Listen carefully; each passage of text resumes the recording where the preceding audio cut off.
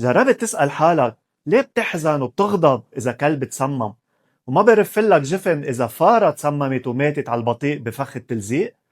بتتأسف وبتنفعل على موت حيوان معرض للانقراض وما بتفرق معك وبتستهزئ بالموت الجماعي للسمك والدجاج والغنم والخنزير؟ هيدا الفرق بالمشاعر هو نتيجة مجتمع برمج عواطفنا، نظام علمنا التمييز، منوزع الرحمة والقيم الأخلاقية حسب النوع، حسب الشكل، الحجم، مستوى الذكاء، وحسب المنفعة الاقتصادية أو الأهمية الإيكولوجية. عواطف تتحرك بشكل انتقائي. هالتصنيف هو من صنع البشر. حطينا الإنسان على رأس الهرم وقررنا مين بيستحق كتير ومين بيستحق شوي ومين ما بيستحق بالمرة.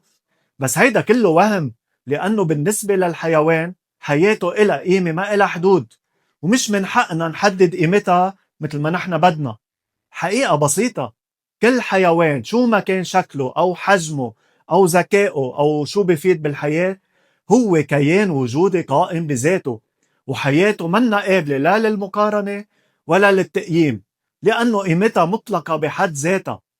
صار لازم نحرر عواطفنا من هالبرمجة ونكسر هالنظام الظالم يلي علمنا نميز ونوزع قيم ورحمة مثل ما تعلمنا.